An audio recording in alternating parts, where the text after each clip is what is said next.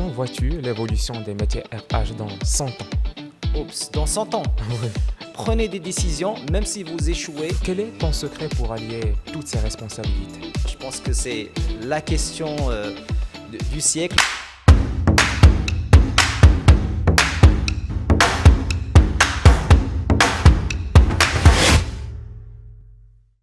Bonjour, ravi de vous retrouver dans ce nouvel épisode de Taqa Morocco Podcast. Aujourd'hui, nous avons le plaisir d'accueillir Faisal Aliwa, responsable talent, leadership et change management au sein de Taqa Morocco. Le capital humain est au cœur de réussite de toute entreprise et à Taqa Morocco, l'humain, c'est une grande richesse. Taqa Morocco a toujours misé sur ses talents pour surmonter des défis d'un monde en pleine mutation. Ensemble avec Faisal Aliwa, nous allons explorer les défis liés au métier de l'accompagnement des talents, l'évolution des métiers RH et comment l'accompagnement du changement est un facteur clé dans une entreprise en pleine mutation.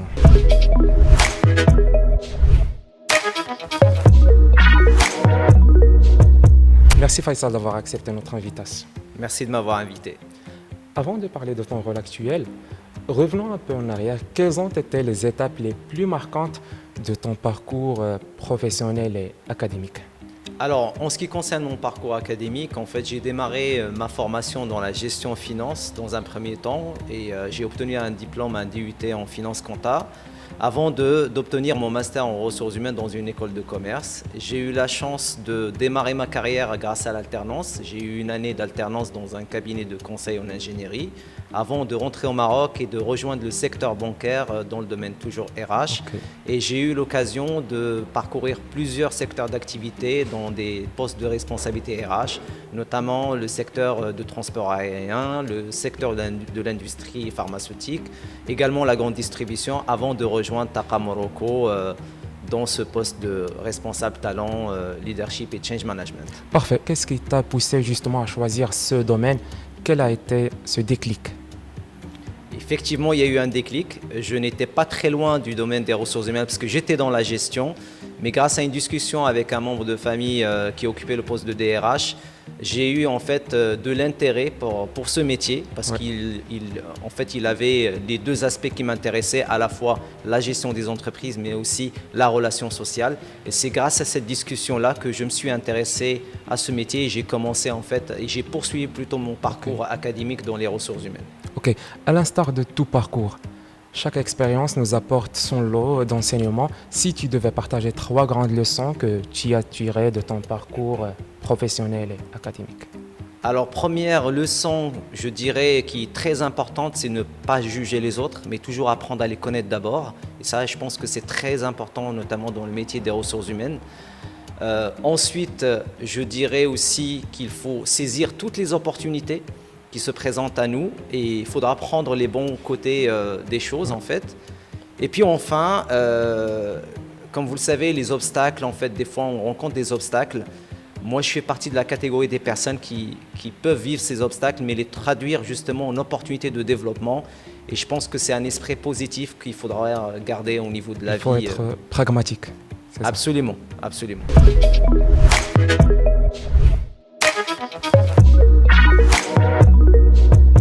Tu as signé un parcours riche en enseignements, riche en leçons, riche en expérience. Voilà, aujourd'hui, tu es à la tête d'un poste stratégique au sein de Taqa Morocco. Quelles sont tes missions principales et comment elles s'articulent au quotidien? Alors, mon rôle, en fait, il consiste tout simplement à accompagner la vision de Taqa Morocco en matière de transformation culturelle et organisationnelle. Je suis aussi en charge de tout le déploiement de toutes les initiatives qui concernent notamment l'engagement, le leadership et le change management. Et l'objectif, c'est justement aider les managers et les collaborateurs à atteindre les objectifs, que ce soit opérationnels ou stratégiques. Bien évidemment, c'est un poste stratégique, sensible, qui n'est pas exempt de défis. Quels sont, par exemple, les grands défis auxquels une entreprise comme Taqa Morocco est confrontée en matière d'accompagnement du changement? Alors, il y a beaucoup de challenges, en fait, il y a beaucoup de défis actuellement au niveau de Taqa Morocco, mais je dirais en tout cas dans mon périmètre, il y a énormément de challenges, notamment dans le change management, mais également dans la gestion des talents et leadership. Si je peux citer quelques défis, par exemple dans la gestion des talents, je démarrais d'abord par l'identification des talents et justement les recrutements des talents, c'est qu'aujourd'hui, nous sommes confrontés en fait à une concurrence qui est assez féroce sur le marché entre l'émigration des cerveaux, mais aussi la concurrence locale. On a tendance à ne pas pouvoir recruter quelques profils, notamment les profils rares. Ensuite vient l'étape de la rétention et la fidélisation, parce qu'aujourd'hui les attentes ont changé, notamment celles des talents. C'est des attentes particulières, que ce soit en termes de conditions de travail, en termes de mission et de projet. Et donc l'objectif de Taqa Morocco aujourd'hui, c'est de se renouveler en matière d'initiatives RH pour pouvoir toujours intéresser les talents et les garder en entreprise et surtout les développer et les préparer à l'avenir. En matière de change management, je dirais que le premier défi serait la résistance au changement. Je pense qu'en tant qu'être humain, nous sommes réticents par défaut au changement. Nous sommes habitués à être dans la zone de confort, donc tout changement signifie une menace et une résistance. Et donc l'objectif justement, c'est de répondre à ces attentes-là et de pouvoir réduire au maximum les zones d'incertitude pour pouvoir balayer à cette résistance au changement. Il y a également l'acquisition des compétences managériales en termes de change management, parce qu'aujourd'hui, il faut savoir que le change management, il n'est pas axé uniquement sur la fonction RH, mais nous avons aussi nos relais qui sont managériaux, qui sont au niveau du terrain et qui, eux, peuvent accompagner le changement auprès de leurs équipes. Mais pour surmonter ces défis, il faut avoir vraiment un caractère de leader. Quelles sont, selon toi, les caractéristiques d'un bon leader aujourd'hui? Très très bonne question. Je pense que c'est la question du siècle. Aujourd'hui, nous nous posons toujours la même question. Quelle est la différence entre un leader et un manager en fait? Je dirais qu'aujourd'hui, pour moi, la qualité ou les trois qualités essentielles, c'est qu'un leader, c'est quelqu'un qui communique d'abord et qui inspire en fait les collaborateurs, parce que grâce à cette communication et cette assertivité, un leader pourrait donner du sens et montrer le chemin justement à son équipe pour pouvoir les motiver, les engager, les impliquer dans le travail afin d'atteindre un objectif. Ensuite viendra justement cette capacité à résoudre des problèmes complexes, parce qu'aujourd'hui la capacité d'un leader à résoudre des problèmes, c'est justement cette appétence mentale qu'il a et cette intelligence-là qu'il pourrait déployer pour résoudre des problèmes qui sont rencontrés dans son activité avec ses équipes. Et enfin, la troisième qualité, je dirais, c'est la capacité d'un leader à être agile face à son environnement interne et externe, et avoir la capacité et justement à anticiper l'avenir, que ce soit pour son activité mais également sa façon, ses modes de travail, etc.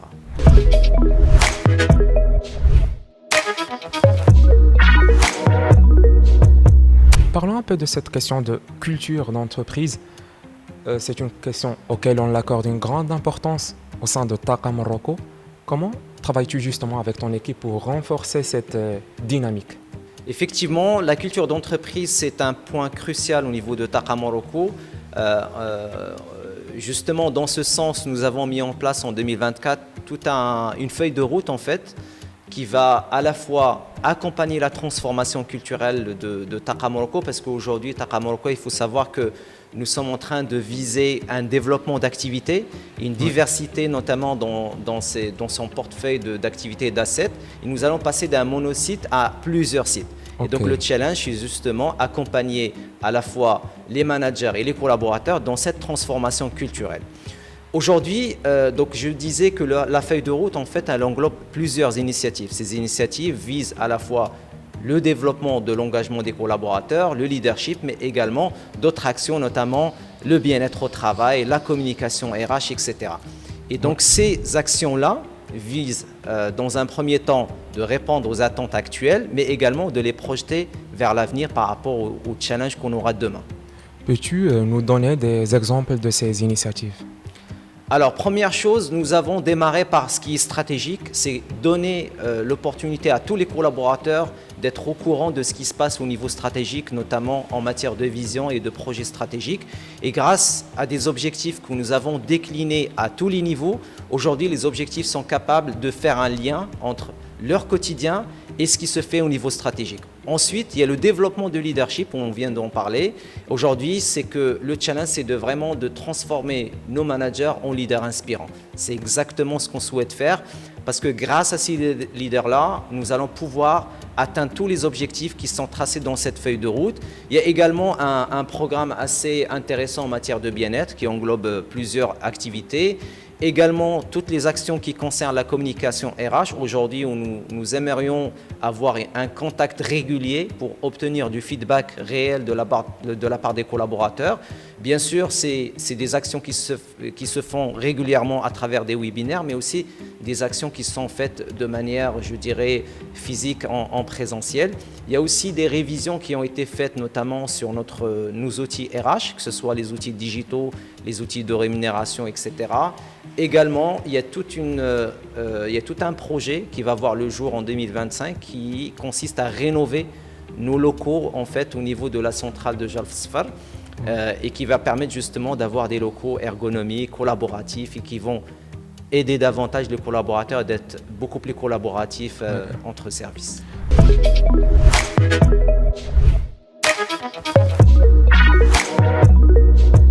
Faisal, toutes ces initiatives sont mises en place pour s'adapter à un monde en pleine mutation. Comment Taqa Morocco s'adapte-t-elle à ces changements, surtout avec l'essor du digital et les nouvelles technologies? Effectivement, aujourd'hui, le changement est vraiment inévitable. Ça veut dire qu'aujourd'hui, il faudra prévoir des outils qui vont permettre aux collaborateurs de s'adapter au changement, notamment des outils digitaux qui sont innovants, qui vont privilégier la collaboration interservices et qui vont aider les collaborateurs à atteindre leurs objectifs.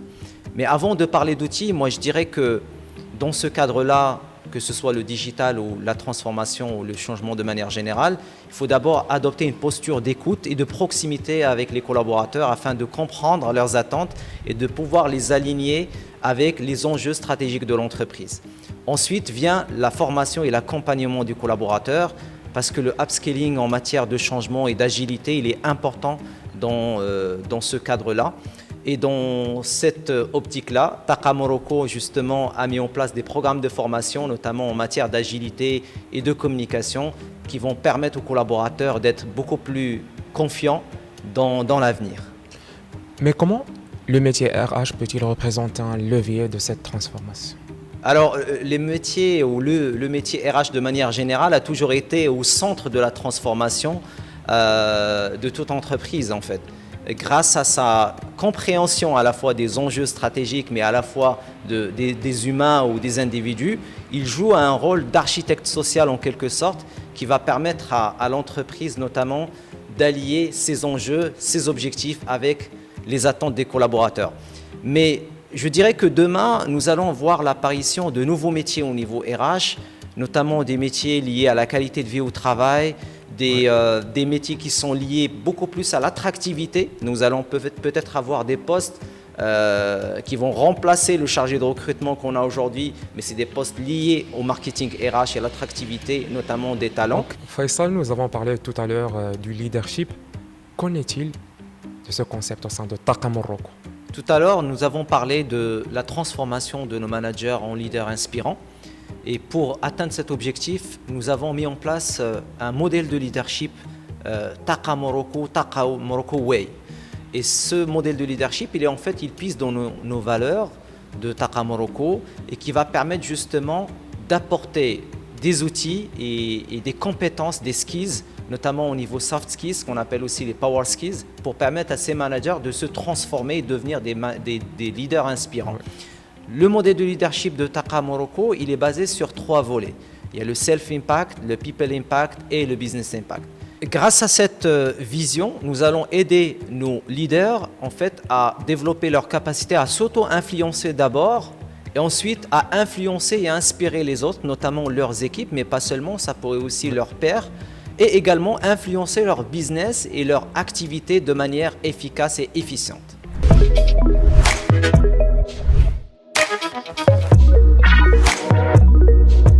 Faisal, sans transition, y a-t-il une expérience, un projet ou une initiative qui te rend aujourd'hui plus fier au sein de Taqa Morocco? Je citerai en fait deux initiatives importantes qui rentrent notamment dans le cadre du développement de l'engagement des collaborateurs, qui sont les Value Champions et Taqdir. En fait, ce sont deux initiatives qui visent à donner un feedback en fonction soit de l'animation des valeurs de Taqa Morocco ou selon l'atteinte des objectifs ou bien la réalisation des missions de manière exceptionnelle. Et en fait, ce sont des attentes des collaborateurs qui notamment étaient un peu, je dirais, à l'attente de reconnaissance de la part de leur manager, de leur entourage. Et je pense que ce sont deux actions qui vont nous permettre justement d'atteindre cet objectif qui est le développement d'engagement. Faisal, parlons un peu des jeunes. Y a-t-il des conseils à leur donner? Très belle question. Merci de l'avoir posée. Effectivement, je pense que les jeunes d'aujourd'hui ont besoin de nos conseils. Étant moi-même, j'étais jeune et j'ai reçu pas mal de conseils de mon entourage. Première chose, j'ai envie de vous dire, osez et soyez originaux. Essayez de prendre des risques, prenez des décisions, même si vous échouez. Il faut savoir que l'échec fait partie de la vie. Et échouer, c'est une première étape vers la réussite. Mais ce qui fait la différence, surtout en entreprise, c'est vraiment le développement de vos soft skills. Vous savez, à l'école, on ne vous apprend pas tout, en fait. Mais par contre, si vous avez développé des activités personnelles, parascolaires, universitaires, et vous avez fait des missions à titre personnel, vous allez sûrement gagner en maturité professionnelle et vous allez développer vos soft skills. Et c'est ce qui va faire la différence en entreprise. Et de toute façon, ça se voit à partir de l'entretien, à partir de votre communication, de votre posture. C'est ce qui fait vraiment la différence en entretien. Faisal, tu as des responsabilités au sein de Taqa Morocco, mais pas que. Tu as aussi des responsabilités familiales. Quel est ton secret pour allier toutes ces responsabilités? Je dirais, en plus de la famille et de mes proches, je dirais le sport.